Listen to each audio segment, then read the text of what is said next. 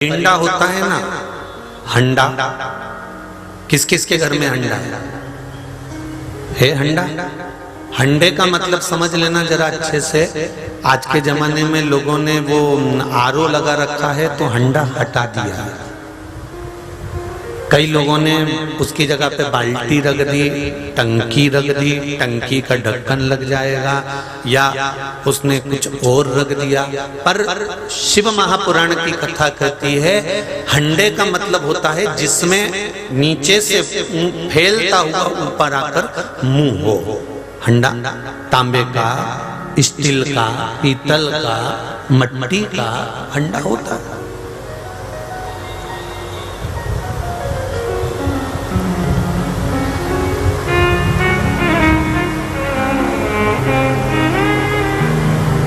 इसका महत्व क्या है?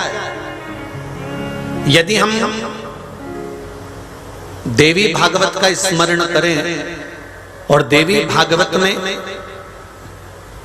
लक्ष्मी जी की कथा का स्मरण करें, या विष्णु पुराण का स्मरण करें, या फिर गर्ग संहिता का स्मरण करें, और यदि अगर थोड़ा सा स्मरण करना हो तो पद्म पुराण का भी कर सकते हैं,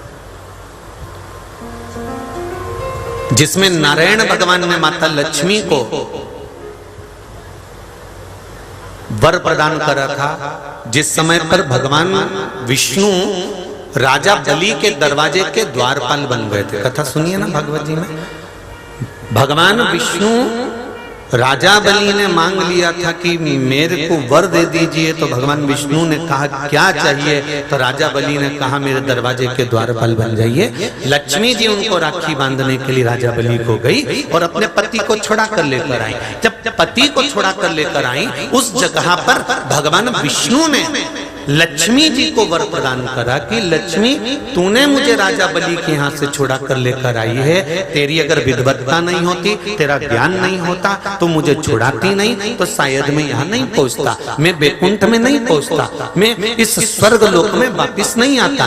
पर दरवाजे का द्वारपाल में जिंदगी भर बना रहता, पर पति को तू काल में से खींच कर लेकर आ गई, तू मेरी धर्म पत्नी है, इसलिए आज मेरा मन है कि मैं तुझे कुछ वर दूं। लक्ष्मी जी ने कहा प्रभु आप मेरे पास में आ गए, मुझे वर की जरूरत नहीं है, मेरे पास सब कुछ तो है। ये एक धर्म पत्नी का एक सटीक जवाब है कि पति जब बड़ा प्रसन्न हो जाए, पति बड़ा खुश हो जाए, पति बड़ा प्रसन्न रहे और आपसे कहे कि चल मैं तुझे सुनार की दुकान पर लेकर चलता हूँ, चल मैं तुझे कपड़े की दुकान पर लेकर चलता हूँ, तो पत्नी का पहला शब्द होना चाहिए स्वामी मुझे नहीं चाहिए, अलमारी भरा रही है, खूब रकम रखी हुई है, खूब सामान रखा हुआ है, कोई चीज की जरूरत नहीं है, आप कमाओ, मना नहीं है, बस इतना जरूर करना कि आपकी कमाई में से 1 रुपया अगर किसी की अच्छी विद्या में काम आ रहा हो, किसी कुंवारी कन्या की शादी में काम आ रहा हो, किसी के मेडिकल में काम आ रहा हो, तो वहां लगा देना। ये रखो आपके पास में। जो मुझे दिलाने वाले थे वो अपने पास रख लो, जितना मुझे दिलाना था भले उतना खर्च मत करना, और थोड़ा सा रख लेना। कोई गरीब बच्चा पढ़ना चाहता है, किसी का मेडिकल इलाज चल रहा हो, नहीं बन रहा उससे, तो आप उसमें थोड़ा सा खर्च कर देना। मेरी कपड़ों से अलमारी भरा रही है, मेरी जेवरों से अलमारी भरा रही है, मैं क्या करूंगी? लक्ष्मी जी ने जो संवाद कहा, स्वामी आप प्रसन्न हो, आप मुझे कुछ देना चाहते हो, मैं नहीं चाहती कि आप मुझे कुछ दें, परंतु भगवान विष्णु फिर भी अगर पति सोच कर बैठा है कि मेरी प्रॉपर्टी का हिस्सा मिला है, या मेरी जमीन बिछी है, या मेरा पैसा आया है, मुझे तो इसको कुछ दिलाना ही है, भले तुम नी भी लोगे ना तो भी तुम्हारा पति तुम्हारे लिए भले एफ भी करा देगा, पर देगा जरूर। अगर समझदार है भेरू तो, और नी तो केवल ऐसे ही बोल रहा था तो फिर तो तुम्हारे कहने पर, नहीं तो लक्ष्मी जी ने मना करा और भगवान विष्णु ने कहा नहीं मैं तो दूंगा, तो भगवान विष्णु ने वर प्रदान कर दिया। लक्ष्मी सुन, रसोई घर के अंदर जो हंडा रखा रहेगा, उस हंडे में जब तक जल रहेगा तब तक उस घर का धन कभी मैं समाप्त होने नहीं दूंगा, ये निश्चित है। अब आ जाओ हमारी पूजन पद्धति पर, हमारे कर्म कांड पर। जहां विद्वान ब्राह्मण जब पूजन कराते हैं, मकान का मुहूर्त हो, दुकान का मुहूर्त हो, अच्छा काम हो, जैसा भी कर्म ब्राह्मण कराते हैं, उस कर्म को, कर्म कांड को जब हमारे विद्वान ब्राह्मण कराते हैं तो सबसे पहले एक हंडा भर कर रखते हैं, एक कलश भर कर रखते हैं। वो कलश भी नीचे से ऐसा होकर ऊपर से फैला, फिर उसका मुंह छोटा। वो कलश क्यों रखते हैं? उसका कारण है कि हमें भगवान विष्णु को, लक्ष्मी को, ब्रह्मदेव को, ब्रह्माणी को, 33 कोटि देवताओं को कहीं ढूंढने जाना पड़ेगा नहीं। इस कलश को अगर रख दिया तो सारे देवता इसके अंदर आकर विराजमान हो जाएंगे, फिर हमें कहीं नहीं, फिर हमें कहीं ढूंढने नहीं। अब एक नया फैशन आ गया आजकल के समय में, साहब वो आरओ लगा दिया तो बस डायरेक्ट बटन दबा, पानी भर लिया गिलास में और पी लिया और चल दिया है। अब ना तो वहां पर हंडा रखा, ना कोई मटका रखा। हंडा या मटका या मटकी होना जरूरी है अगर घर में संपदा देखना चाहते हो तो।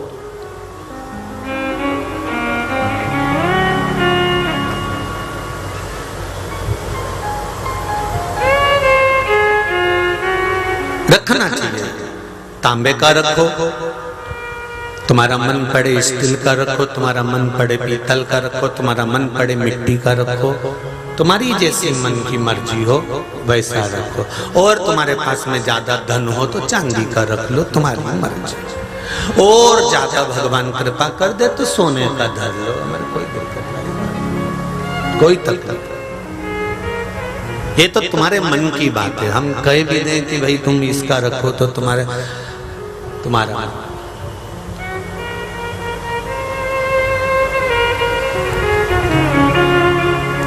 एक कुम्हार के घर का मट्टी का पात्र और एक वंशकार समाज बांस का जो डलिया बनती है, बांस की जो पिटारी बनती है, उस बांस का जो सुपड़ा बनता है, बांस की जो टोकनी बनती है, जो वंशकार समाज बनाती है, एक कुम्हार बनाता है मट्टी का पात्र और एक वंशकार बनाता है वंश बांस का सामग्री। ये दोनों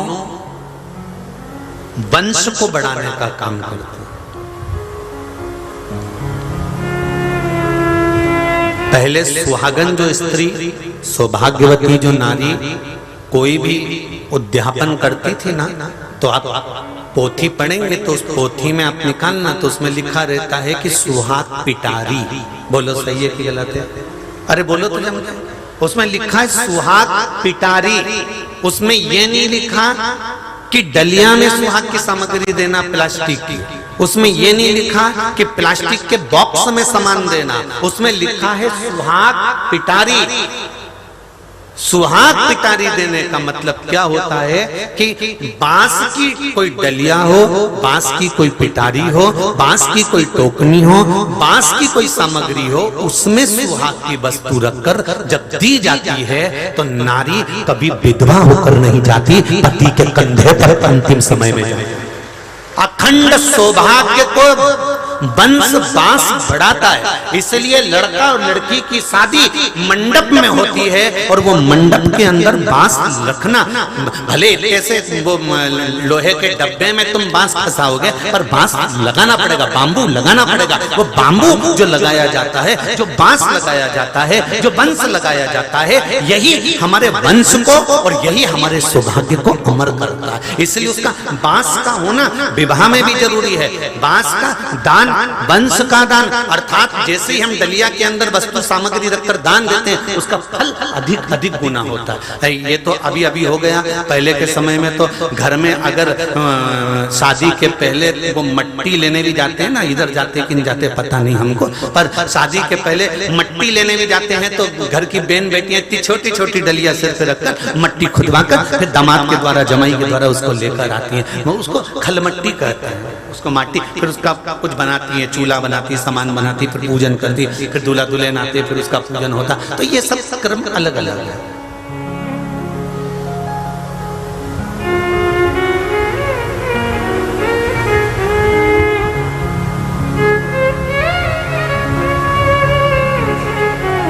प्लास्टिक की डलिया 2 रुपए में भी मिल जाएगी, प्लास्टिक की डलिया 3 रुपए में भी मिल जाएगी, प्लास्टिक की डलिया हल्की से हल्की ले लो 5 रुपए में मिल जाएगी। बांस की थोड़ी महंगी मिलेगी, पर सुहाग तो रहेगा ना। सुहाग को भी तो देखो, सस्ते में क्यों तोल देना सा, सौभाग्य की वस्तु। अब कहते हैं गुरुजी वो बांस की डलिया हम जिसको देंगे वो काम में तो लेगा ही नहीं, वो मर्जी उसकी। तुमने सत्यनारायण भगवान की कथा कराई, पंडित जी ने प्रसाद चढ़ाया, पंडित जी प्रसाद लेके घर गए, तुम ये मन में मत लाओ कि यह कटोरी भरकर चढ़ा दिया, पंडित जी तो पूरा ले जाएंगे, मैंने कपड़े दिए थे पंडित जी क्या करेंगे, मैंने साड़ी दी थी पंडित जी क्या करेंगे, मैंने ये सामान दिया था पंडित जी क्या करेंगे। कभी भगवान के मंदिर में दर्शन करने जाओ, 10 रुपए चढ़ा रहे हो तो ये विचार मत लेकर आना कि इतना दान चढ़ता होगा तो महाराज क्या करते होंगे, पंडित जी क्या करते होंगे, इतना डोनेशन आता होगा तो क्या करते होंगे। तुम्हारा काम देने का है, जो ले रहा है उस परमात्मा को हिसाब उसको देना है। तुम्हारा देने का काम दिया और पीछे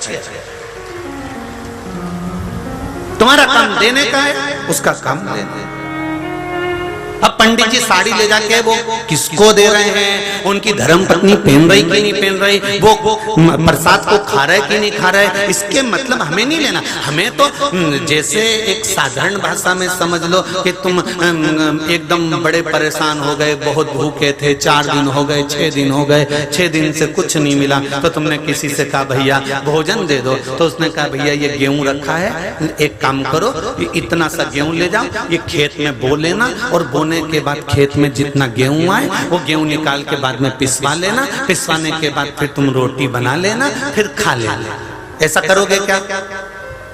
और इतने में वो तो कह रहा था कि इतना सा गेहूं ले जाओ, खेत में बो दो, जमीन में बो दो, जमीन में से बोकर काट लो, काटने के बाद उसको पिसा लो, पिसाने के बाद उसकी रोटी बनाओ, फिर चूल्हा जलाओ, फिर मारो, फिर खाओ। तो ये सब करने से अच्छा फिर किसी ने आवाज दी इधर आओ इधर आओ इधर आओ हमारे पास में, मैं डब्बा खोल रहा हूँ, बनी बनाई रोटी है, निकालो और खाओ। उसने कहा वाह साहब ये सबसे अच्छा हुआ। तो उसी तरह हमारा शास्त्र कहता है जिसने लिया हिसाब वो देगा। तुम तो केवल तुम्हारा काम है देना, तुम्हारा काम है कर्म करना, तुम्हारा काम है कथा श्रवण करना, तुम्हारा काम तेरे मंदिर में आना मेरा काम है, और मेरी बिगड़ी बनाना तेरा काम। हम उसके दरवाजे पहुंच गए, हम उसकी चौखट पर पहुंच गए, हम उसके द्वार पहुंच गए, इसके बाद मर्जी उसकी है, वो क्या करता है क्या नहीं करता, संभालेगा ना संभालेगा, देगा ना देगा, ये उसके ऊपर। हम कहते हैं प्लास्टिक का पात्र दे देंगे, प्लास्टिक की कटोरा दे देंगे, प्लास्टिक का सामान दे देंगे।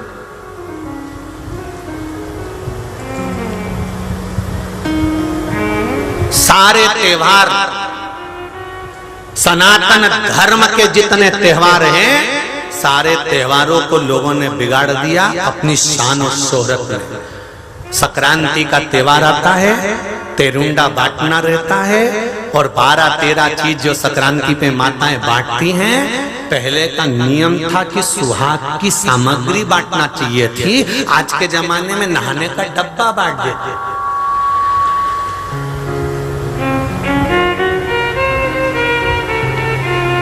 बोलो सही है कि गलत? बांटना था सुहाग का सामान। तेरुंडा क्यों बांटा जाता है? संक्रांति का सामान क्यों बांटा जाता है? संक्रांति का सामग्री क्यों दी जाती है? और वो भी घर के बड़ों को दी जाती है, सौभाग्यवती नारी को दी जाती है, घर के बड़ों को प्रदान की जाती है। क्यों देते हैं? क्योंकि माता लक्ष्मी ने स्वयं संक्रांति का पद प्राप्त कर कर अखंड सौभाग्य प्राप्त करा था। माता पार्वती ने अखंड सौभाग्यता प्राप्त करी थी, अनसुईया ने सौभाग्यता प्राप्त करी थी। ये प्लास्टिक के नहाने के डब्बे देकर नहीं। पर तुमने अपनी शान शोहरत, हम वीआईपी तो वीआईपी चीज बांटेंगे, और वीआईपी तरह से गाड़ी में जा रही थी और निपट गई तो भगवान ने भी कह दिया मैंने वीआईपी तरह से ले लिया जा। हम अपनी शोहरत दिखाने के चक्कर में त्योहारों को बिगाड़ते जा रहे हैं। हमने सारे त्योहारों को केवल पैसे से तोल दिया, सारे त्योहारों को। बहन बेटी आए, भाभी जितना दे बहन बेटी को उससे ज्यादा लाना पड़ता है, बेचारी नहीं लाएगी तो भाभी का मुंह भगोना हो जाएगा। तो बेचारी गरीब से गरीब बहन भी घर से चलती है रक्षाबंधन पर, 30 त्योहार पर, तो बेचारी ज्यादा से ज्यादा सामान लेकर जाती है कि भाभी का मुंह बंद रहे, नहीं तो हम तो आ जाएंगे। उसके बाद मम्मी से कहेगी कि आई थी जीजी, भतीजे को कुछ नहीं देके गई। तो बेचारी की औकात नहीं थी, शान नहीं थी, तो भी दिया। हमने लेन देन पर सारे त्योहारों को लाकर छोड़ दिया।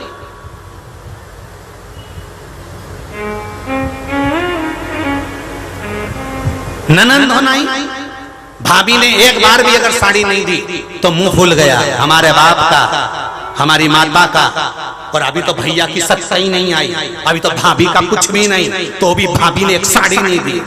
नहीं दी ना, ढेर तो रख, ढेर रखना। तेरे घर में कमी है क्या? दिल से आशीर्वाद देकर जा, भाभी खूब फलो फूलो, मैं ननंद हूँ, खूब आशीर्वाद देकर जाती हूँ। कभी पार्वती जी की ननंद को देखना, छिपरिया को हर समय हर घड़ी अपनी भाभी की परीक्षा लेती थी छिपरिया। शंकर भगवान की बहन छिपरिया अपनी भाभी की हमेशा परीक्षा लेती थी और हर परीक्षा लेने के बाद अपनी भाभी को गले लगाकर आशीर्वाद देती थी, भाभी तेरी जैसी भाभी दुनिया में कोई नहीं होगी। तेरी ननंद का आशीर्वाद है कि तेरे पति के भी अगर कोई टुकड़े कर देगा ना भाभी, तो तेरी ननंद आशीर्वाद देती है कि वो अमर की अमर रहेगा। एक साड़ी नहीं मिली तो तुम रूठ गए, एक सामान नहीं मिला तो रूठ गए। जरा सा तुम्हारा किसी ने नाम नहीं, ये केवल इसमें नहीं, समाज में भी ऐसा होता है। एक व्यक्ति का नाम नहीं लो तो वो आए नहीं, हमारा तो नाम ही नहीं लिया, हम काहे पे जाए? उसने हमको तो पूछा ही नहीं, हम क्यों जाए? नहीं, जाना चाहिए, पहुंचना चाहिए। समाज का कार्यक्रम हो या किसी तरह का धर्म का कार्यक्रम हो या सत्कर्म का कार्यक्रम हो, वहां पर जाकर खड़े हो जाओ। भले कोई पुकारे ना पुकारे, पर वो देख रहा है जिसके लिए तुम गए हो, वो संभालेगा। एक ना एक दिन तुम्हारी विपदा के समय में आकर बाहर निकाल उसके पास। हमारे त्योहारों को हमें धन से नहीं तोलना। सनातन धर्म के सारे त्योहारों को लोग धन से तोलना प्रारंभ कर दें।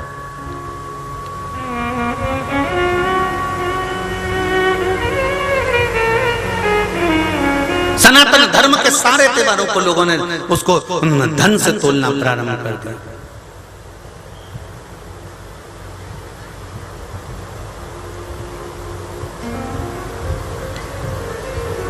पूरी विस्मयता में हम लोग पड़े हुए। हमारे शास्त्र, हमारे पुराण, हमारे वेद कहते हैं आपका दिया गया एक बांस की पिटारी कितना वंश बढ़ाती है और कितना सौभाग्य बढ़ाती है, आपको नहीं मालूम पड़ पाएगा। आप सब फैशन में जी रहे, सब फैशन।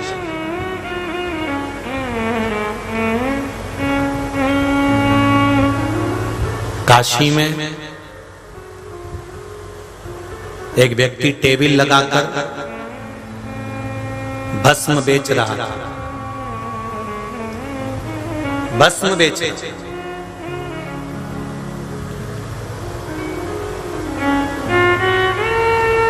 एक अंग्रेज वहां से निकला, उस अंग्रेज ने भस्म के उस टेबल के पास जाकर, भस्म की उस दुकान पर जाकर पूछा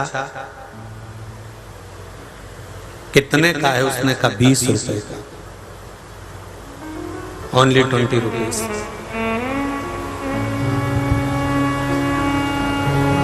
उसने पैकेट उठाया, देखा, अंग्रेज ने पूछा इसकी एक्सपायर डेट क्या है?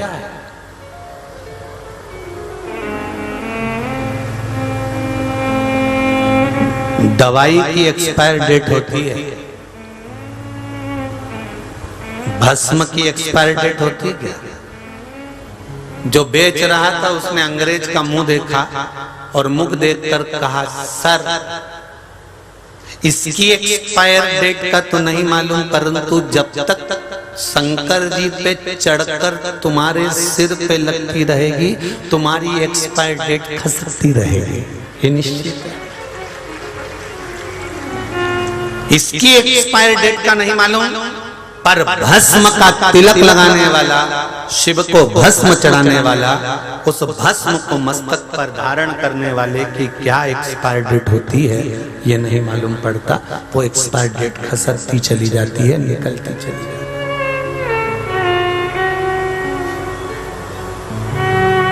हमें इसका नहीं,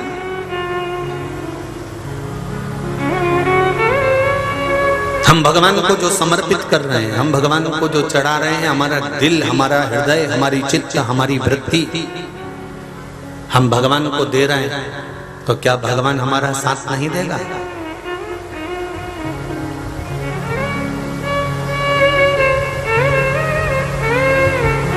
संत नामदेव जी की एक शिष्या थी जनाबाई।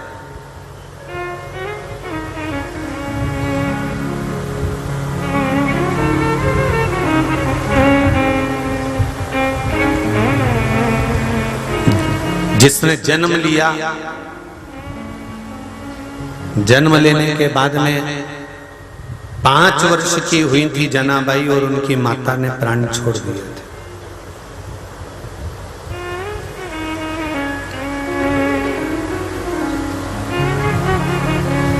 जनाबाई के पिता दमाजी उनको ले गए और ले जाकर पंढरपुर में दामा शेट्टी जी के यहाँ, नामदेव जी के घर पर उनके पिताजी के पास में दामा शेट्टी जी के यहाँ उस जनाबाई को छोड़ दिया। दामा शेट्टी जी ने कहा कि तुम्हारी पुत्री है, तुम्हारी बेटी है,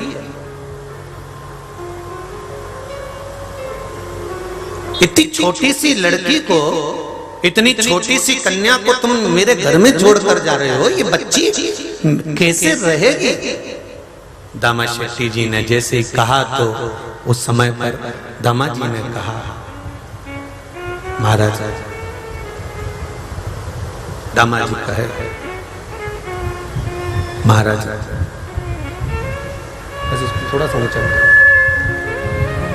मेरी बेटी को मैं आपके पास रखकर जा रहा हूं, इसको सेवा में लगाकर जा रहा हूं।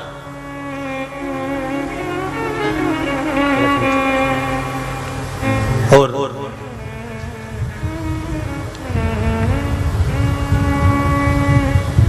आप इसको रखिए। मैं 4 दिन के लिए पंढरपुर आया था और 4 दिन के पंढरपुर में मैं मेरी बेटी को दर्शन कराने लेकर आया था। मेरी पत्नी नहीं, मेरी पत्नी चली गई है। इसको पालेगा कौन, इसका ध्यान रखेगा कौन? आप इसको रखिए। मैंने देखा मेरी बेटी पंढरीनाथ हरि विठल की सेवा में लगी हुई है, झाड़ू लगाती है, सेवा करती है। वो यहाँ से नहीं जाना चाहती, वो नहीं जाना चाहती। यही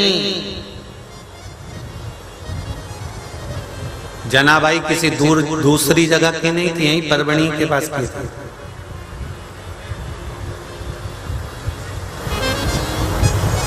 तुम्हारी पड़ोसन गंगा खेड़ा परभणी के पास,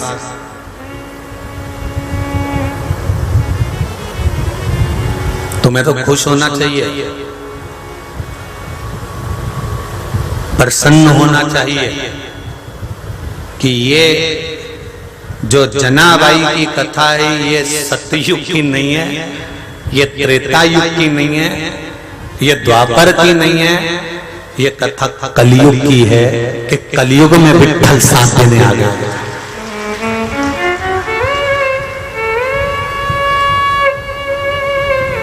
विचार करो। कई लोग कहते हैं सियोर वाला महाराज तो इतनी बड़ी बड़ी बात कर देता है, तो क्या भगवान आएगा? क्यों रे बाबा, वो जनाबाई चक्की पीसती थी, गेहूं अनाज डालकर पीसती थी, और जब भजन गाने में लग जाती थी और हाथ रुक जाता था तो वो पांडुरंगा नहीं आता था, विठल आता था कि नहीं आता था?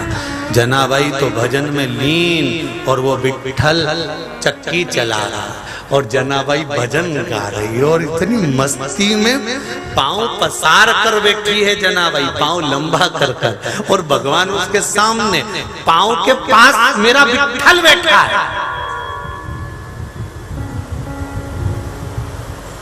वो पांव लंबा कर कर चक्की चला रही है और विट्ठल उसके पांव के पास बैठा हुआ। और लोग कहे भगवान आता है। भरोसा पूरा रखना, विश्वास टिकने मत देना, डिगने मत देना। विश्वास अगर डिग गया तो भगवान कभी नहीं आता। कैंसर जैसी भी बीमारी है ना, लीवर और किडनी भी डैमेज हो गई है, ब्रेन ट्यूमर भी हो गया। एक पत्र आया है, कल के पत्र में होगा कि लड़के का ब्रेन खराब हो गया। कहीं माँ बैठी होगी, पत्र ढूंढूंगा, समय लगेगा। जिसने भेजा था वो अगर बैठी हो तो खड़ी हो सकती है। लड़के का ब्रेन पूरा पूरा खराब हो गया, हैदराबाद में ले जाकर भर्ती करा। अगर वो बैठी हो तो थोड़ा सा स्मरण उस पत्र का, ढूंढेंगे पत्र तो टाइम लगेगा। डॉक्टर ने कह दिया ये ब्रेन काम नहीं करेगा, ब्रेन बेकार हो गया। 12 वर्ष तक, और पत्र होगा यहाँ नीचे, आप लोग अगर ढूंढेंगे तो पत्र में नीचे आप ढूंढना, सिंहासन के नीचे पढ़ के ढूंढ के कल मेरे हाथ में देना। 12 वर्ष तक लड़का हॉस्पिटल में से लाकर घर पर पड़ा रहा, ना माइंड काम कर रहा था, ना शरीर काम कर रहा था। और बेलपत्री और शिवजी पर चढ़ा हुआ रुद्राक्ष का जल देना प्रारंभ करा, और वो लड़का पलंग पर से उठ गया और अपना काम करना प्रारंभ कर दिया। ये पत्र बोल रहा है, पत्र कर। विश्वास है ना, विश्वास को डिगने मत दो। शंकर के मंदिर जा रहे हो, एक लोटा जल चढ़ा रहे हो, एक बेलपत्री समर्पित कर रहे हो, एक चावल का दाना तुम शिव को चढ़ा रहे हो, शंकर भगवान की आराधना अर्चना दिल से कर रहे हो। और उस बीच में तुम्हारे भीतर कोई कपट नहीं, कोई छल नहीं, कोई दिखावा नहीं, कोई दिखावा नहीं।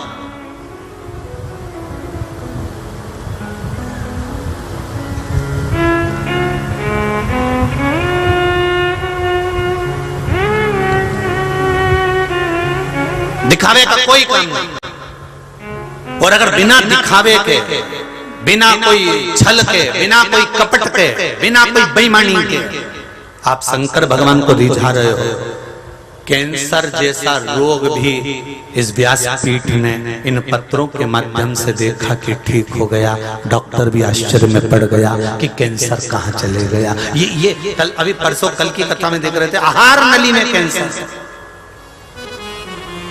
अब आहार नली में कैंसर और नाक में से पाइप डालकर लिक्विड दे रहे हैं, और उल्टी आ जाना, वोमिटिंग हो जाना, और वोमिटिंग के माध्यम से नली निकल भी जाना, और कैंसर भी समाप्त हो जाना, और आहार नली वापिस चालू हो जाना, और खाने में मन भी लग जाना। ये कौन करेगा? ना जाने कितने कीमो करवाना पड़ते, ना जाने कितनी थेरेपी करवाना पड़ती, ना जाने कितनी औषधियां खाना पड़ती, तब जाकर ये शरीर का थोड़ा सा रोग समाप्त हो पाता कि नहीं हो पाता, वो भी नहीं मालूम था। थोड़ी बहुत ले लेगा वो उसकी काम ही है, पहले परखता है। सोने को सुनार पहले फूक मार कर, ठोक कर, बजा कर निखारता है। बिस्कुट की कीमत और आभूषण की कीमत में अंतर होता है। बिस्कुट से आभूषण थोड़ा महंगा होता है, क्योंकि बिस्कुट में कारीगरी नहीं होती, आभूषण में कारीगरी होती है। इसलिए हार की कीमत, अंगूठी की कीमत, ब्रेसलेट की कीमत, चूड़ी की कीमत बढ़ जाती है। बिस्कुट लाओ, उसकी कीमत दूसरी होगी।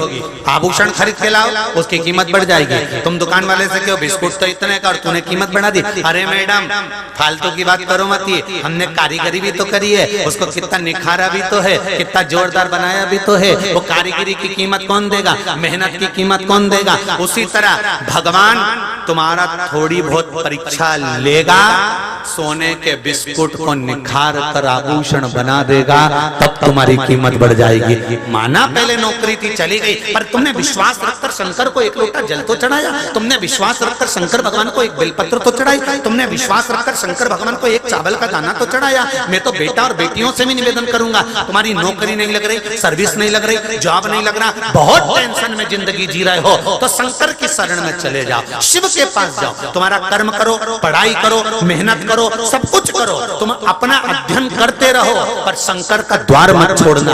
ये विचार कर जाना कि मेरी एक ट्यूशन मेरे भोलेनाथ के पास में है, उसके पास जाऊंगे तो रिजल्ट वो बनाने वाला बैठा है, मुझे चिंता करने की जरूरत नहीं है।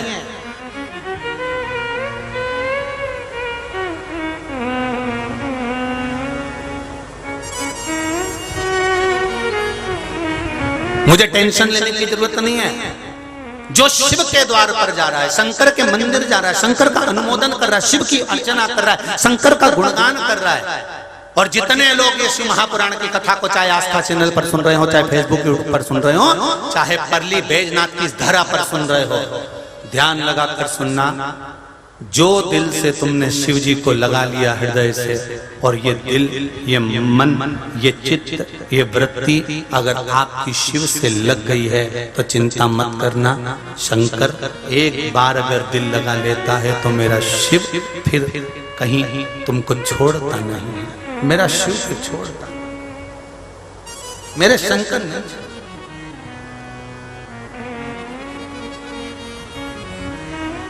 शंभो शरणे मांगड़ी दुख काटो दया करी दर्शन आओ। अब दिल लगाइए उस,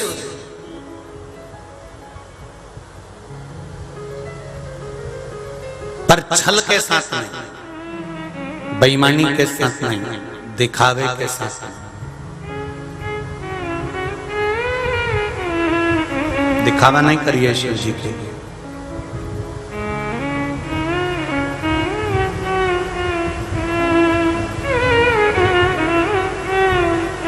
मन, दिल, हृदय, चित्त लगाया। जनाबाई पांव लंबा कर कर बैठी और विट्ठल उनकी चक्की को चला रहा। झाड़ू लगा रही थी, मेरे विट्ठल नाथ ने आकर कह दिया, ओ जना, जना झाड़ू मुझे दे। जना भाई बोली, तू कौन? बाल्यावस्था जो जनाबाई का था ना, वो बड़ा सुंदर था।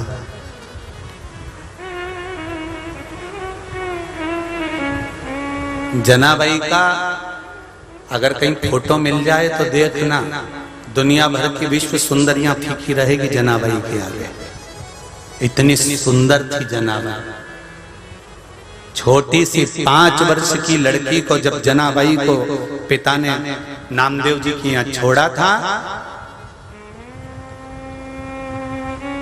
दमा शेट्टी जी के यहाँ छोड़ा था, एक दर्जी के घर में छोड़ा था,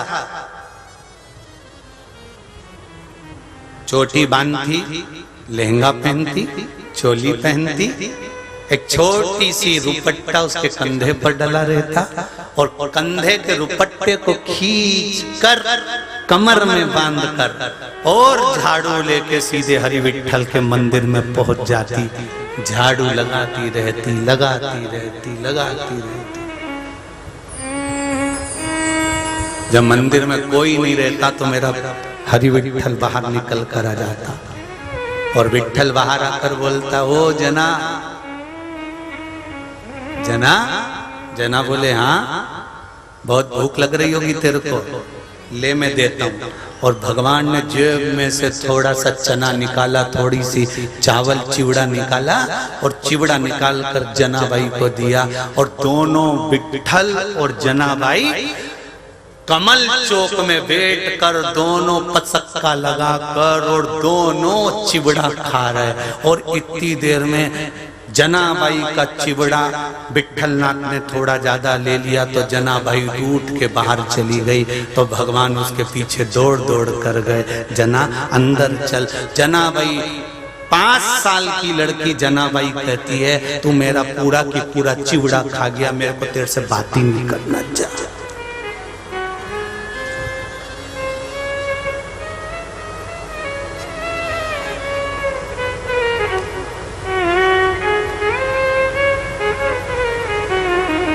जनाबाई ने कहा सोगन खा, आगे से कभी मेरा चिवड़ा तो नहीं खाएगा। तो इतने में पंडरीनाथ बोले कि किसकी कसम खाऊं तू बता। जनाबाई बोली नामदेव की खा जा। नामदेव तेरा गुरु है, तेरा गुरु, और तू उसकी कसम खिलवा रही है। ए जना अपने गुरु की कसम खिलवा रही है। जनाबाई आंख में आंसू भरकर बोलती है कसम इसलिए तो खिलवा रही हूं कि मेरे गुरु के कभी प्राण जाएंगे ही नहीं, मेरा गुरु मेरे सामने रहेगा, इसलिए कसम खिलवा रही। खा जा गुरु की कसम।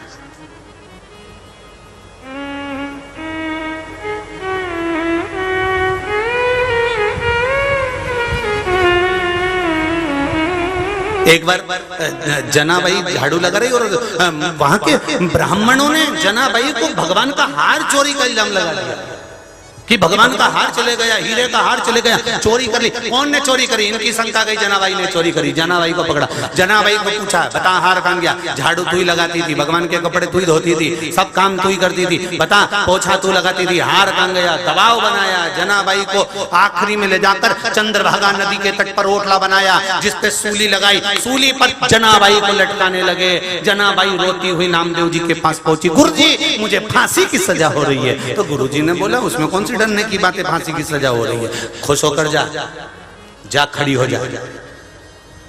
हार तूने नहीं लिया ना तो फिर सब निपटा जाएगा, तू जा खड़ी हो। गुरु भी दमदार था, और अगर गुरु दमदार है तो शिष्य को फिर टेंशन करने की जरूरत नहीं है। अगर गुरु दमदार है तो शिष्य को टेंशन करने की जरूरत है। खड़ी हो गई जनाबाई, और खड़ी होकर जब द्वारपालों ने पूछा सूली पर चढ़ने वाली है जनाबाई, सच बोल दे चोरी किसने करी? तो कि मैं काय को चोटी, चोटा तो मंदिर के अंदर बैठा है, मैं काय को चोटी। दुनिया के लोग उसको चोटा कहते हैं, मक्खन चुराता था, गोपी के चीर चुराता था, और मेरे पर चोरी का इल्जाम रख दिया, कह दिया सूली पर लटका दो तुम तो, कोई दिक्कत की बात नहीं है। जनाबाई भगवान को दोस्त भी कहती थी, पिता भी कहती थी, माता भी कहती थी, सखा भी कहती थी।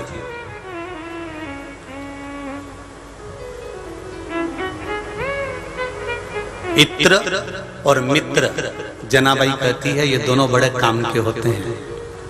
इत्र बदबू को दबा देता है और मित्र दोस्त की गलतियों को दबा देता है। अब इत्र तो जाने दो, मित्र तक आज दिखेगी। तुम चढ़ाओ सूली पर, नामदेव जी अंदर बैठे अपने कक्ष में, विठ्ठल विठ्ठल, और जनाबाई चंद्रभागा नदी के तट पर चंद्रभागा नदी की धार को देखकर कहती है वाह वाह चंद्रभागे, क्या पुण्य करा होगा तूने जो हरि विठ्ठल के चरणों में बह रही है। और सूली लाई, गले पे लगाई, जैसे ही गले पे लगाकर खींचने वाले थे, इतनी देर में तो मेरे विठ्ठलनाथ का दरवाजा खुला, एक किरण सामने से निकली, और वो किरण निकलते से जो सूली थी वो पिघल कर नीचे गिर गई। जनाबाई छूट कर मंदिर के अंदर गई, और जाते से पूरे नगर में सूचना हो गई ये साधारण नहीं है रे, साधारण नहीं है। जनाबाई जब बड़ी हो गई, नामदेव जी के घर के सामने रहने लगी।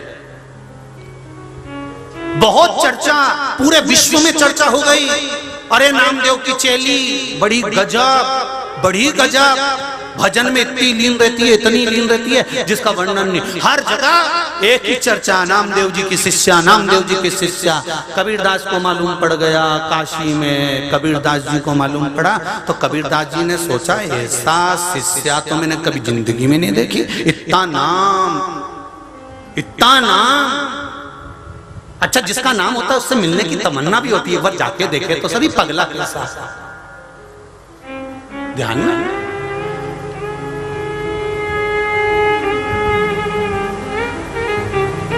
ये कैसे? काशी में रह रहे थे कबीरदास, और कबीरदास जी काशी में से निकले और ने कहा तो कुछ भी हो जाए नामदेव की शिष्या से मिलना। और कबीरदास जी आ गए पंढरपुर, और पंढरपुर में जैसे ही आए और वहां तो चल रहा था झगड़ा, और झगड़ा किसी दूसरे का नहीं चल रहा था, जनाबाई का उसकी पड़ोसन से चल रहा था। अब बताओ, जिसका इतना नाम सुना, कितनी आस लेकर आए, कितनी आस कि संत होगी, सन्यासन होगी, एकदम धोला कपड़ा पहनी होगी, क्योंकि संत की परिभाषा तो यही होती है। नामदेव जी की शिष्या, नामदेव जी ऐसे रहे तो उसकी शिष्या कैसी रहती होगी? कपड़ा वपड़ा एकदम धोला पहनी होगी, माला हाथ में होगी, जप कर रही होगी, भजन कर रही होगी, गिटार हाथ में होगा, पिटारा हाथ में होगा, खूब भगवान का स्मरण कर रही होगी, भजन में नाच रही होगी। उन कबीरदास जी तो इतने सपने देख के आए थे, यहाँ आते से सारे सपने टूट गए, यहाँ तो झगड़ रही थी। यहां तो जनाबाई झगड़ रही है, पड़ोसन से लड़ रही है। कबीरदास जी के दिल के अरमान आंसुओं में बह गए, कबीरदास जी के सारे अरमान पानी में बह गए। मैंने तो सोचा था इतनी विद्वान होगी, पर ये तो झगड़ा कर रही है, और ऐसी झगड़ा। कबीरदास जी खड़े हो गए। कबीरदास जी ने मन में सोचा कि झगड़ा किस चीज का कर रही, जरा जानूं तो सही। और कबीरदास जी खड़े हो गए, और खड़े होकर कबीरदास जी ने देखा खूब जोरदार लड़ाई हो रही है, खूब जोरदार, अच्छी देसी देसी हो रही है, खूब जोरदार। वो इसको खींचे, वो उसको खींचे। और कबीरदास जी ने देखा लड़ाई जोरदार हो रही थी। थोड़ी देर बाद लड़ाई थोड़ी सी ठंडी हुई। ठंडी होते से कबीरदास जी ने पूछा, ए जीजी इधर, ए जीजी इधर, हाँ ताई इधर इधर इधर इधर, हाँ क्या नाम है तुम्हारा? जनाबाई। कबीरदास जी मन में सोचे, संत का नेचर ऐसा होता है। क्यों लड़ रही थी उससे? उसने मेरा कंडा ले लिया, उसने मेरी गोबरी ले ली। कंडा, वो गाय के गोबर का कंडा, उसके पीछे लड़ रही है, और क्या?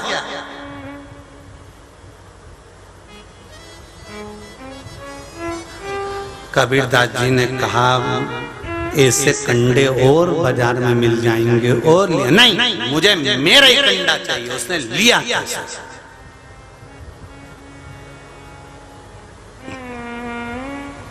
कबीरदास जी ने सोचा नामदेव जी का स्वभाव कितना मीठा है, और ये जनाबाई तो आग बबूला है, कैसी भयंकर भिनक रही है, कितना भयंकर क्रोध कर रही है। कबीरदास जी देखते रहे। थोड़ी देर बाद राजा के सैनिक निकल कर आ रहे थे। राजा के सैनिकों ने देखा कि झगड़ा हो रहा, दोनों को पकड़ कर ले गए राजा के सामने। महाराज झगड़ा हो रहा, किस बात का झगड़ा? इसने जनाबाई कह रही है कि इसने कंडे चुरा लिए इसके। क्यों जना? सही है? जना कहे हाँ मेरे कंडे इसने ले लिए। लाओ जरा कंडे इकट्ठे करो। कबीरदास जी भी पीछे पीछे चले गए। राजा के महल में जरा देखें तो सारी कंडे का केला पड़ा। जाकर देखा तो कंडे इकट्ठे कर दिए। सारे कंडे एक जैसे थे, जनाबाई के भी और पड़ोसन के भी। पूछा राजा ने, तुम कैसे पहचानोगे कि तुम्हारे कंडे कौन से हैं? जनाबाई ने कहा, जब मैं कंडा बनाती थी तो ये ऐसा मारती थी, तभी मैं कहती थी बिट्ठा। कंडे पे थप लगाते से कह देती थी बिट्ठा।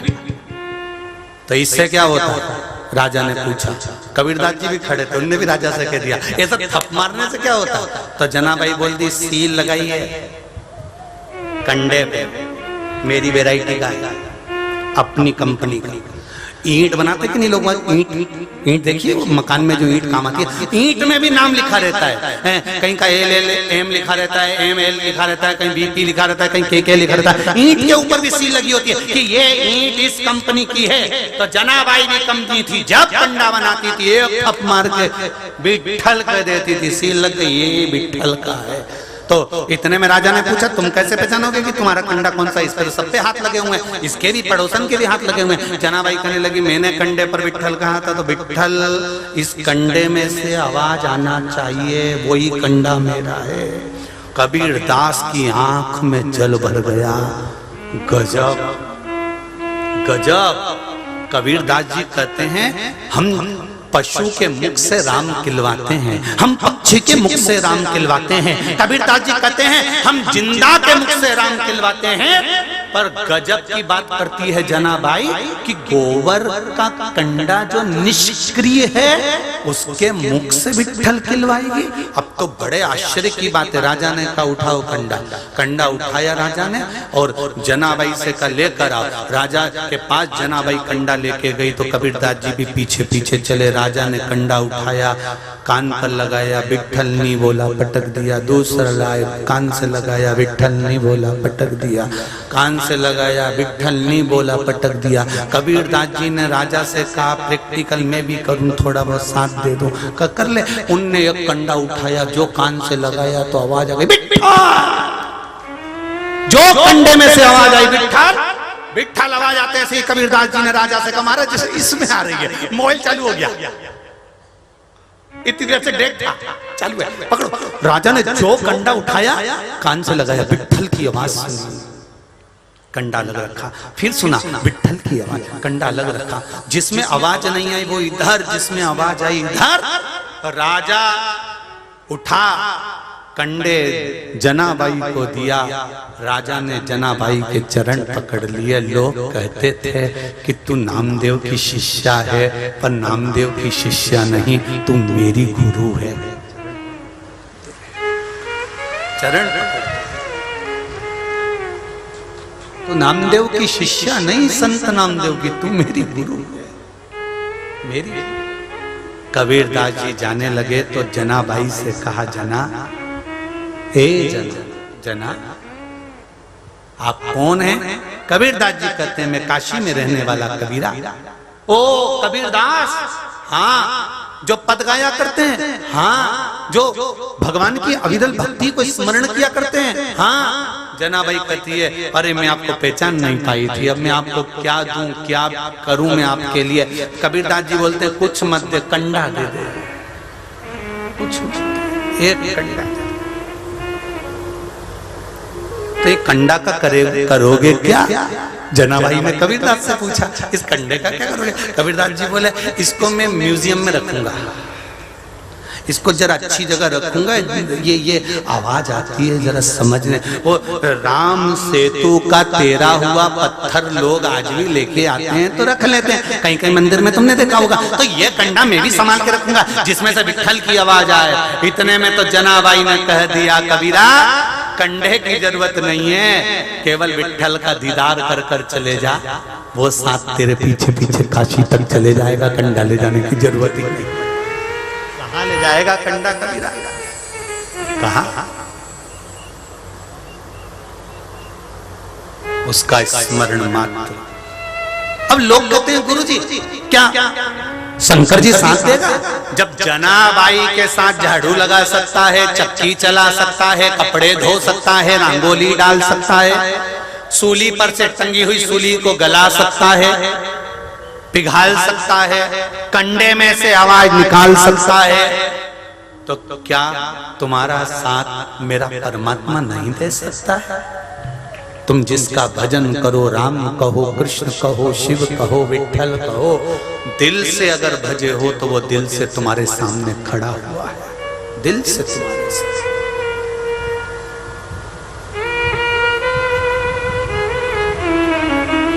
आप उसका भजन करो तो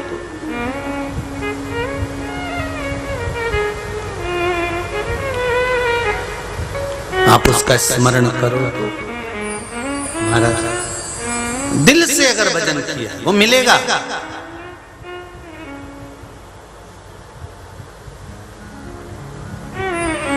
आएगा, मिलेगा। और जब वो आएगा तो जीवन का सारा सुख, सारी खुशियां सब दे देगा। एक लोटा जल, एक बेलपत्र, शिव के मंदिर में जाना, प्रणाम करना, नौकरी के लिए, सर्विस के लिए, जिस चीज के लिए काम कर रहे हो कर्म करो, मेहनत करो, मेहनत के साथ में शंकर भगवान का स्मरण करो, वो फल देगा जरूर, ये निश्चित है।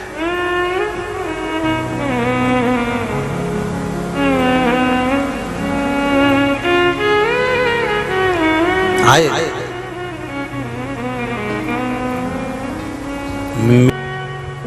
प्रत्येक कथा में हमने एक बात कही है, तुम अगर जल भी नहीं चढ़ा सकते, बेलपत्र भी नहीं चढ़ा सकते, चावल का दाना भी नहीं चढ़ा सकते, तो शिव मंदिर में जाकर थोड़ी झाड़ू लगा लिया करो, कोई कपड़ा उठाकर पोंछ दिया करो, थोड़ी सी सेवा मंदिर की, शंकर की कर लिया करो। अगर थोड़ी सेवा में तुम्हारा मन लग गया तो तुम मंदिर की सेवा,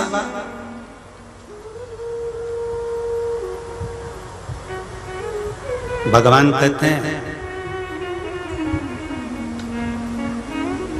तू कथा संभाल ले, भगवान कहते हैं तू मंदिर संभाल ले, भगवान कहते हैं तू भजन संभाल ले, तेरा घर संभालने की जवाबदारी मेरी है। फिर मेरी जो नौकरानी, जो सेविका, जो झाड़ू वाली, जो नौकरानी, जो सेविका तुम्हारे घर में झाड़ू लगाती है, बर्तन मांजती है, बर्तन मांजते मांजते, झाड़ू पोछा करते करते उसको 20 साल हो गए। कितने साल? 20 साल हो गए। उसकी लड़की की शादी आ गई, जो घर में सेठानी है उसकी शादी में हेल्प करेगी कि नहीं करेगी? जरा ईमानदारी से करेगी ना।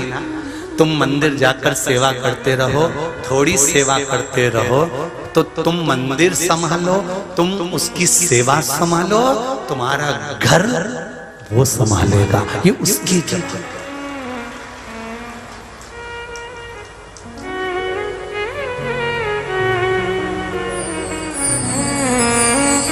वो सबसे बढ़िया है, सबसे खरी। जब से तेरा गुलाम हो गया, तब से मेरा भी नाम हो गया। आप भी बोलो, जब से तेरा गुलाम हो गया, तब से मेरा भी नाम हो गया। वरना औकात क्या थी मेरी, वरना औकात क्या थी मेरी। सबसे बढ़िया है, सबसे खरी। भोले बाबा तेरी नौकरी सबसे बढ़िया है, सबसे खरी। उसके चरणों में बढ़ जा, संभाले, उसके चरणों में जाना प्रारंभ कर दो, संभाले।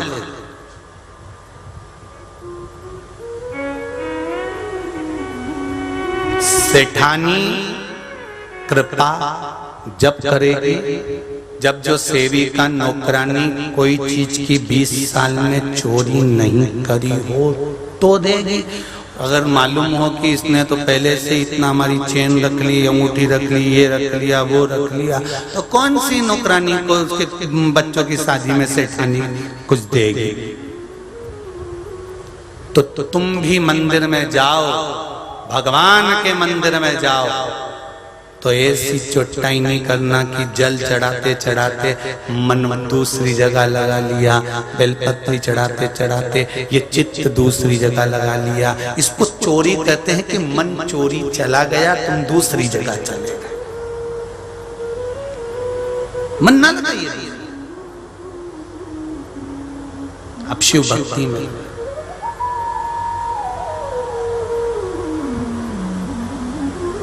शंकर भगवान पर चढ़ा हुआ निर्माल्य, शंकर भगवान पर चढ़ा हुआ जल, भगवान शंकर पर चढ़ा निर्माल्य और जल बन सके उठाकर, अगर बहते पानी में नहीं डाल सकते, नदी सरोवर में नहीं डाल सकते, तो एक खड्डा कर लो, एक कुंड बना लो, उस कुंड में उस खड्डे में डालते जाओ, बन जाएगा। फूल पत्ती दुर्वा जल सब उसी में जाएगा, तो वो एक खाद बन जाएगी। बनेगी कि नहीं बनेगी? जब खाद बन जाएगी तो किसी भी खेत वाले को, जमीन वाले को बोल देना कि साहब ओरिजिनल खाद है, देसी खाद है, और ऐसी यूरिया ऐसी खाद तैयार होगी जिस जमीन पर डालोगे वहां फसल ही फसल पैदा होगी। आप उसका प्रयोग करो।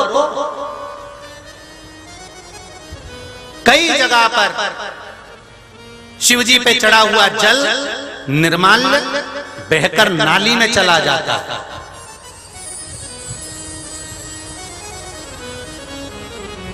कई जगह पर बहता बहता वो पानी, बहता बहता वो दूध, बहता बहता वो दही, जल, शहद, बेलपत्र, फूल पत्ती वो नाली के अंदर चली जाती है, और वो नाली में फिर गंध आने लगती है। उसकी जगह एक बड़ा कुआं खड्डा कर लो, जेसीबी जिसके अंदर चली जाए और उसमें से खाद निकल कर, ऐसा खड्डा जिसमें ढक्कन हो, बाहर गंध भी नहीं आए, अंदर अंदर खाद बनती रहे। वो खाद फिर साल भर 2 साल में 6 महीने में बेच दो, जमीन पर जाएगी।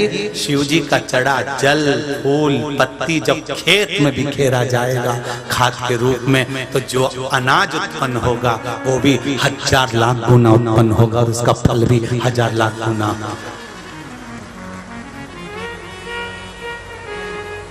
ये हमें ध्यान देना।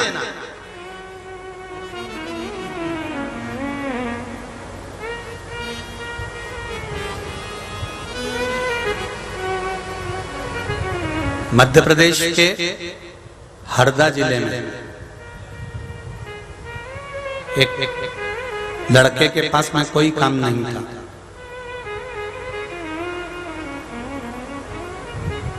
शिव महापुराण की कथा सुनता था, तो उसकी मम्मी ने कह दिया थोड़ा बहुत काम वाम कर लिया कर। एक दिन कथा में कह दिया कि शिवजी पे चढ़ा हुआ निर्माल्य उठाकर उसकी खाद बना लो। उस लड़के ने सुन लिया, उसने अपने यहाँ काम करने के लिए 20 लड़के लगा लिए, किराए की गाड़ी कर ली, मंदिर मंदिर गाड़ियों को भेजना चालू कर दिया, फूल पत्ती उठाकर ढेर कर ली, इकट्ठा कर लिया एक प्लाट के अंदर, उसमें उसने सड़ा लिया, सड़ा कर, क्योंकि फूल पत्ती सड़ती भी जल्दी है, सड़ा कर फूल फूल अलग कर लिए, पत्ती पत्ती एक साथ इकट्ठी कर ली। उसकी जो खाद तैयार हुई, उस लड़के ने 42 लाख का व्यापार कर लिया। ये शिव है, खाद का व्यापार।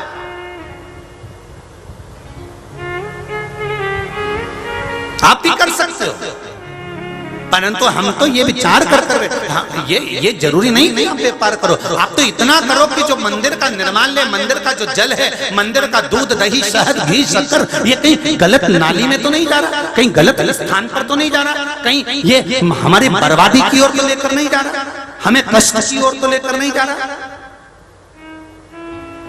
उसको श्रेष्ठ जगह पर पहुंचाया, उसको सही जगह पर लगा।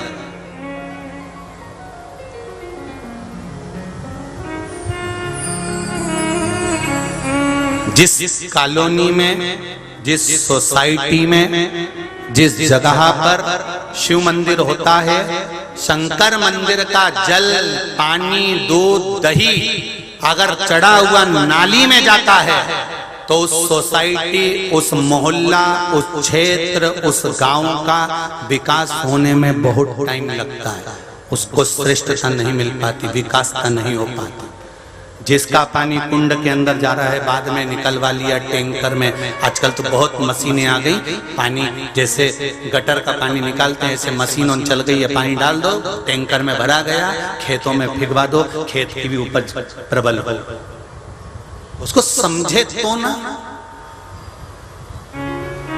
हमने आपको कल कथा में कहा था, याद है आप लोगों को, कि अपने घर में जो शिवलिंग है, अपने घर के अंदर जो शंकर जी बैठ रहे हैं, अपने घर के अंदर जो शिवलिंग है, उस शिवलिंग पर चढ़ाया गया जल उठाकर अपने घर के बाहर जो बगीचा है, पेड़ पौधे हैं, उन पेड़ पौधे में डाल दिया करो। क्या होगा उससे? शंकर के चढ़े हुए जल को जब हम सामने, एक पत्र और है, देखो वो कल के उसमें पत्र है कि पति का और बेटे का एक्सीडेंट हुआ था।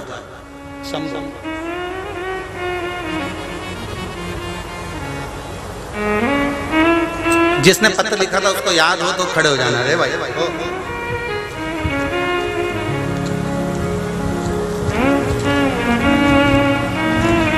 शंभु शरण पड़ी मांगू घड़ी रे घड़ी दुख काटो दया करी नजरे शरण आपो।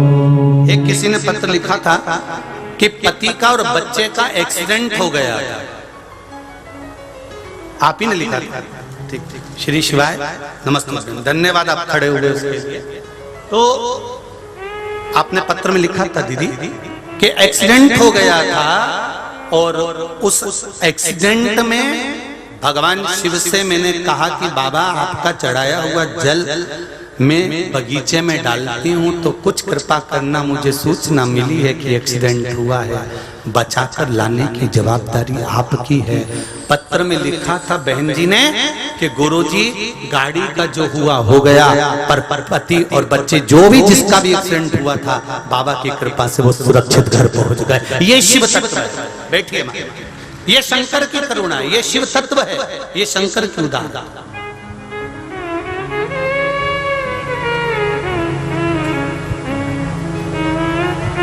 केवल उस जल की महत्वता, जो शंकर भगवान पर चढ़ाया गया उस जल को आप कहां रख रहे हो, आप उस जल को कहां छोड़ रहे हो। जैसे आपको कहा शिव जी पे चढ़ाया हुआ जल थोड़ा सा झेल कर लाइए, पियो, बेलपत्री भगवान से मांग कर लाओ, शिव जी से कहकर लाओ कि औषधि चाहिए, मेरा बीपी गड़बड़ हो रहा है, शुगर गड़बड़ हो रही है, बाबा ये बीमारी हो गई है। पर आप बैठे हो ना, आपका नाम महामृत्युंजय है, मैं जानती हूँ मेरे रोग को आप हरण करोगे। बाबा हो मेरे पिता हो, मेरे सखा हो, मेरे बंधु हो, बाबा मेरे इस दुख को मिटा देना। बेलपत्री लाओ, उसको खाइए, बाबा की कृपा जरूर, उससे संबंध, उससे प्रेम, उससे स्नेह, उसकी वात्सल्यता, करुणा।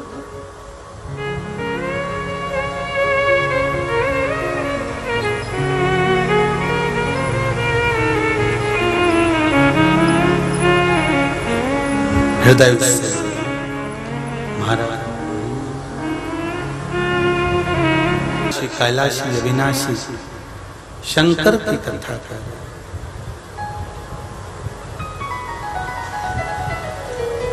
हृदय से कही गई बात शिव स्वीकार करते हैं।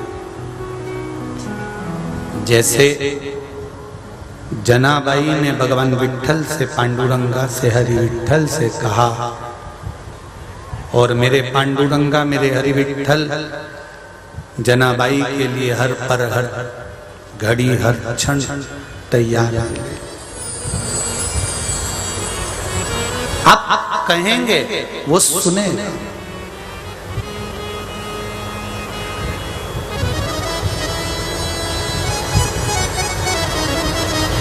गुणगान किया, बहुत सुंदर बात आती है शिव महापुराण की कि माँ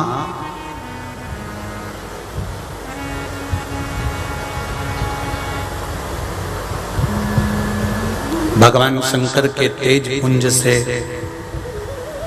गंगा जी के जल से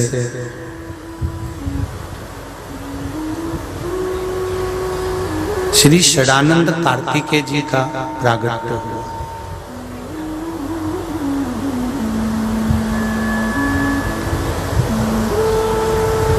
कितना तप माता पार्वती जी ने किया है, कितना तप माता गंगा जी ने किया।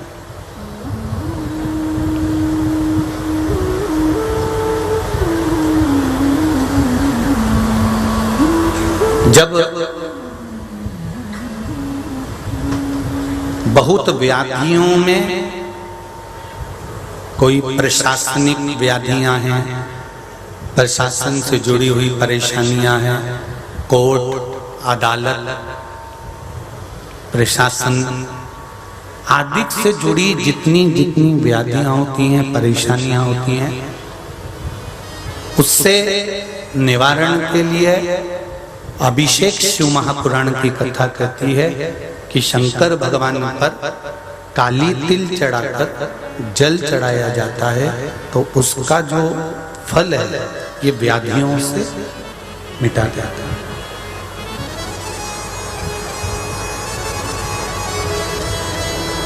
एक बात और याद रखिए,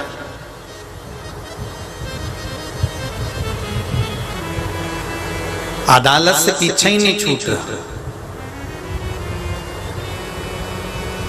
और अपने को लग रहा है कि ये प्रशासनिक कार्य अदालत में कचहरी में ये केस चल रहा है, छूट ही नहीं रहा है। बहुत भगवान कुछ ऐसा कृपा करे, विजय प्राप्त हो और हम जीतें और ये टेंशन से मुक्त हो। तो कुछ दाने काली तिल के बेलपत्री के वृक्ष के नीचे पार्थिव लिंग का निर्माण कर कर भी चढ़ाया जाए। ज्यादा बार नहीं, कम से कम 2 या 3 शिवरात्रि। शिवरात्रि हर महीने आती है, प्रत्येक महीने में शिवरात्रि आती है। रात्रि के समय पर जाकर बेलपत्री के वृक्ष के नीचे आपको तिल का दाना नहीं चढ़ाना है। दोपहर के समय, सुबह के समय, शाम के समय, प्रदोष काल के समय या सुबह, जैसा भी आपको समय मिले उसके अनुसार आप बेलपत्री के वृक्ष के नीचे पार्थिव लिंग का छोटा सा निर्माण कर कर तिल के दाने समर्पित कर कर उस शिवलिंग को विसर्जन कर।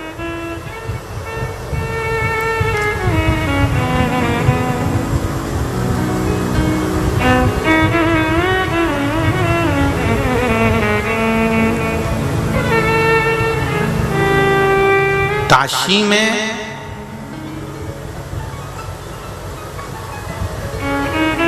एक तिलकेश्वर महादेव का भी मंदिर है काशी के अंदर, जहां पर भगवान शंकर का, और वो मंदिर कोई साधारण नहीं है, काशी के कुछ गिने हुए मंदिर में जहां पर भगवान स्वयंभू विराजमान है और अपनी आकृति बढ़ा रहे हैं, ऐसे तिलकेश्वर महादेव काशी में विराजमान है। उनके दर्शन का महत्व क्यों है कि जब कोई प्रशासनिक गतिविधियां गड़बड़ होती है या प्रशासन से जुड़ी हुई या अदालत की कोई बात होती है या अदालत आदि में कोई केस चल रहा होता है, तब तिल का प्रयोग या तिलकेश्वर महादेव का दर्शन मूल माना।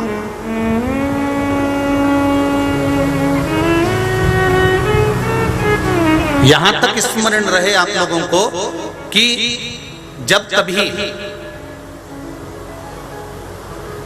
कभी आपको ऐसा महसूस हो कि बच्चे गलत संगत की ओर जा रहे हैं, गलत मार्ग की ओर जा रहे हैं और व्यसन में डूब रहे हैं, या व्यसन की ओर जा रहे हैं, या वेश्यावृत्ति में, या मदिरापान में, या जुए में, या मांसाहार में, या गलत संगत में बच्चे पड़ रहे हैं, उस जगह पर भी तिल्ली को पीस कर शिव का लेपन कर कर फिर जल का समर्पण कर सकते हैं।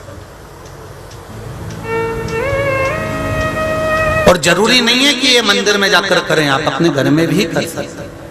उससे भी परिवार में स्नेह बढ़ता है, संगत जो गलत हो रही है उसे छूट जाता है। आप लोग रोज जो शिव जी को जल चढ़ाने जाते हैं, शंकर भगवान को जल चढ़ाते हो, प्रतिदिन शिव मंदिर में जाते हो, तो भगवान शंकर को जब जल समर्पित करते हो तो ये शिव जी का विशेष ही तो है प्रतिदिन।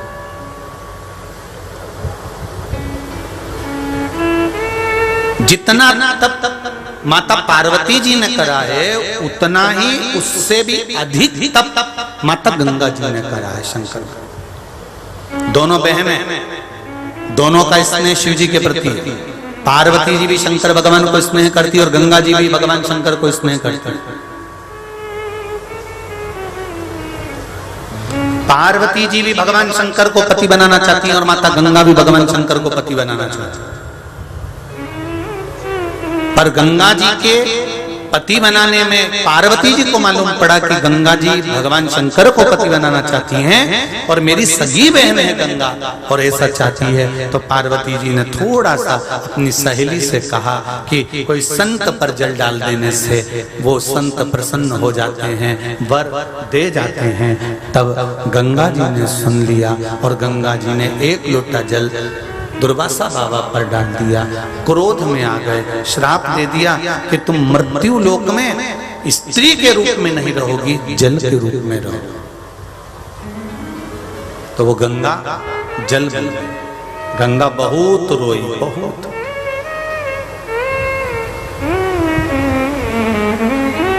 कई बार हमारा कोई काम नहीं होता, हम आस लगा के बैठे रहते हैं, वो काम नहीं होता तो हमको रोना आता।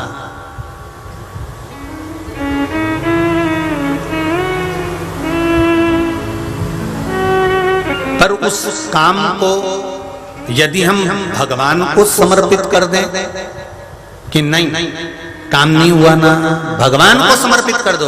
भोलेनाथ जी के मंदिर में ये कहकर आओ कि तुम्हें अच्छा लगे वैसा करना। क्योंकि जैसे वो माता जी ने लिखा कि एक नौकरी छूटी और दूसरी नौकरी की जरूरत नहीं पड़ी, खुद का जॉब कर लिया। एक नौकरी छूटी तो उनको दूसरी नौकरी मिली तो अच्छा काम मिल गया। तो ये हम भगवान को छोड़ दें। भगवान के ऊपर एक पत्र आया, देखिए।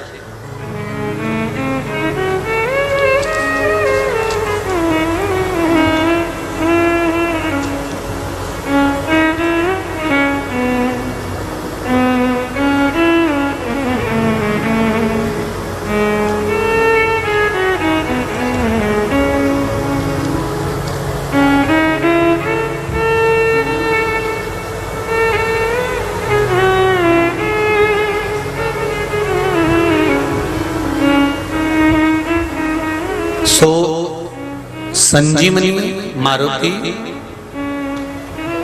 गोरवान, तहसील हदगांव, जिला नांदेड़। कहीं बैठे हो तो हाथ हिलाइएगा। आप ही हैं? श्री शिवाय नमस्तुभ्यम। दोनों हाथ हिला दो एक बार। हर हर महादेव। गुरुदेव, मेरे बहन की पोती 3 साल की थी, कुछ बोली नहीं पाती थी। सारे टेस्ट कराए, जांचें कराई, उसके बाद भी डॉक्टर ने कहा था कि बोल देगी, पर नहीं बोल पाई। बहुत परेशान हो गए थे, हर तरह से हार गए थे। तब कथा में सुना था कि 1 लोटा जल और बेलपत्र शिव को चढ़ाकर वो खिलाना प्रारंभ करो। गुरुदेव बेलपत्री भी लाई और खिलाना प्रारंभ करी। 2 महीने ही हुए थे शिव जी की कृपा से गुरुदेव, और वो बच्ची ने बोलना प्रारंभ कर दिया। उसकी वाणी वापिस आ गई, भगवान की कृपा हुई। श्री शिवाय नमस्तुभ्यम। बैठे बैठे। एक पत्र और है बड़ा सुंदर, देखिए।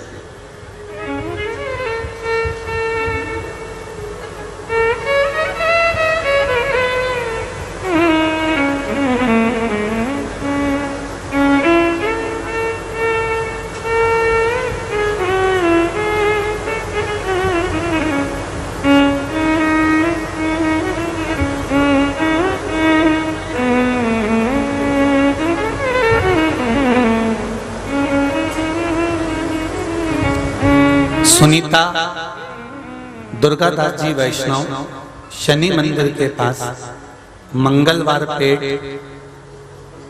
तहसील आंबाजोगाई, जिला बीड़। कहीं बैठे हो तो हाथ हिलाइएगा।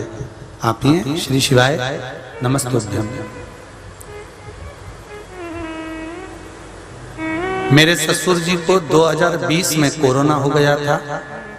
तब हम सबने आपकी कथा के सिर्फ सुना था। मेरे पति ने और हमने शिव जी की आराधना शुरू की। वे ठीक होकर अस्पताल से वापस आ गए। उन्हें उसके बाद से कम दिखाई देने लगा। कई लोगों ने कहा ब्लैक फंगस हो गया, आंखों में चले गई रोशनी। हम उन्हें डॉक्टर के पास ले गए तो उन्होंने कहा कि उनकी आंखों का ऑपरेशन करना पड़ेगा, उससे ही उनको दिखाई देगा। जब ऑपरेशन का कह दिया, उसके बाद हमने कथा में सुना था कि अशोक सुंदरी वाली जगह पर शहद चढ़ाकर आंखों में लगाना प्रारंभ करिए। श्री शिवाय नमस्तुभ्यम का जाप करिए। बाबा की कृपा ऐसी हो गई गुरुदेव। अब आंखों में ऐसी रोशनी भोलेनाथ जी ने दे दी कि इतनी उम्र मेरे ससुर की है, उसके बाद भी आप कथा कहते हैं, जो कथा आप कहते हैं वो घर पर पूरी कथा शिव पुराण की साथ में बैठकर देखकर पढ़ लेते हैं। छोटे छोटे अक्षर भी अब पढ़ना चालू कर दिए, उनकी आंख की रोशनी बढ़ गई। श्री शिवाय नमस्तुभ्यम। बैठिए बहन। हर हर महादेव। बड़े सुंदर भाव आप लोगों ने लिखे। एक बहन ने लिखा है, वंदना हनुमानदास जी भूतड़ा सोनपेट से हूं, कहीं बैठी हो तो हाथ हिला सकती हैं। श्री शिवाय नमस्तुभ्यम। भोले बाबा का क्या मैं बखान करूं गुरुदेव, मैं क्या वर्णन करूं। शहद और बेलपत्री का उपाय, शहद बीच वाली पत्ती पर लगाकर बेलपत्र शंकर जी को चढ़ाने का क्या फल होता है गुरुदेव। मेरे दो बच्चे दोनों सीए की परीक्षा दे रहे थे। एक बार नहीं हो पाए, दूसरी बार के क्रम में आपने जैसा कहा था कि बेलपत्री पर शहद लगाकर शंकर भगवान को जाना, और वो करा। मेरे दोनों बच्चे सीए की परीक्षा में पास हो गए। उसके लिए बाबा को धन्यवाद देने के लिए आए। श्री शिवाय नमस्तुभ्यम। ये शिव है और घड़ी। गंगा मैया पार्वती मैया दोनों तप करी। जितना माता पार्वती ने तप करा उससे ज्यादा माता गंगा जी ने तप किया। गंगा जी का तप भारी है, पर भगवान शंकर के ऊपर अगर छोड़ दिया, गंगा रोई, खूब रोई कि भोलेनाथ जी मैं आपकी पत्नी नहीं बन सकी, मैं आपकी अर्धांगिनी नहीं बन सकी।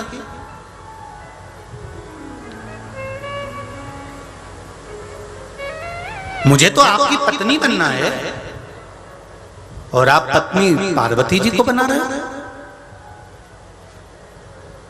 भगवान शंकर ने कहा गंगा तू रो नहीं, आंखों से आंसू मत निकाल गंगा। जो तेरे लिए अच्छा है मैंने वो तेरे लिए सोचा। देखो फिर देखिए कितनी सुंदर बात आई है कि शिव जी के मंदिर में जाओ, भगवान की चौखट पर जाओ, भगवान के दरवाजे पर जाओ, अपनी बात कह दो भगवान से, और कहने के बाद भगवान से इतना जरूर कह देना कि आपको अच्छा लगे और हमारे हित का हो तो कर।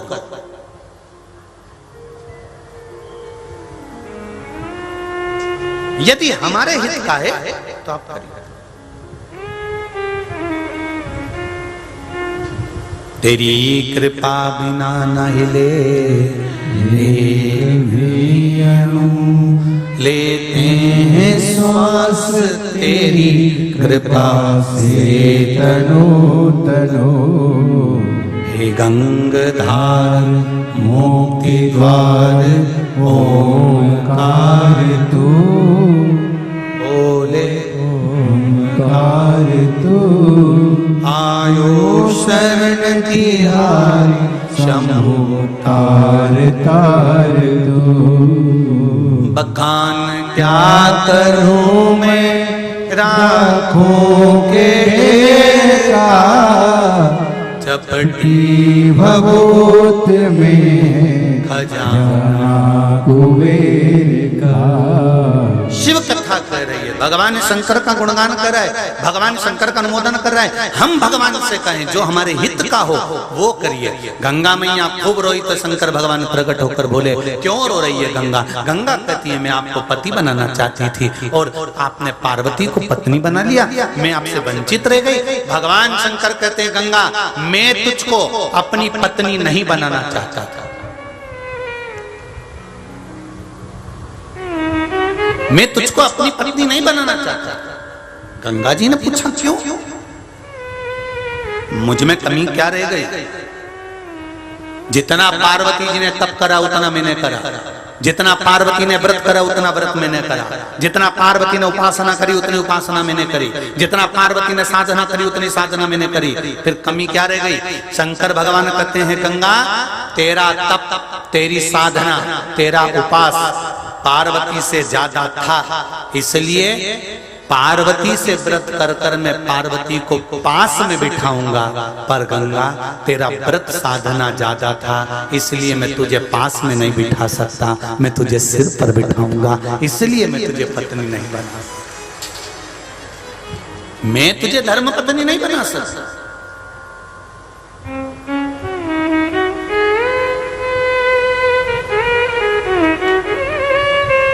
अब देखिए बाजू में बैठना और सिर पर बैठना अंतर है कि नहीं?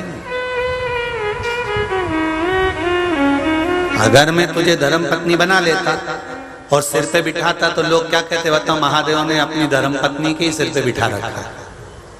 कई बात तो माएं कह देती हैं अपने बच्चों से, अपनी लुगाई के सिर पे बिठा के रखा है।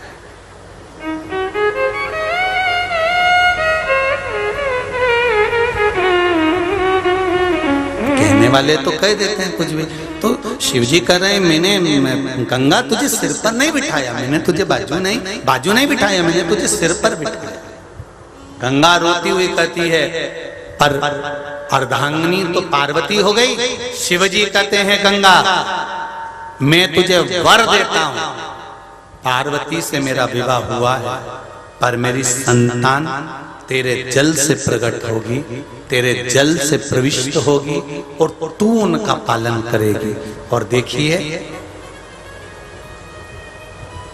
11 संतान गंगा जी के जल से प्रकट हुई भगवान शंकर की।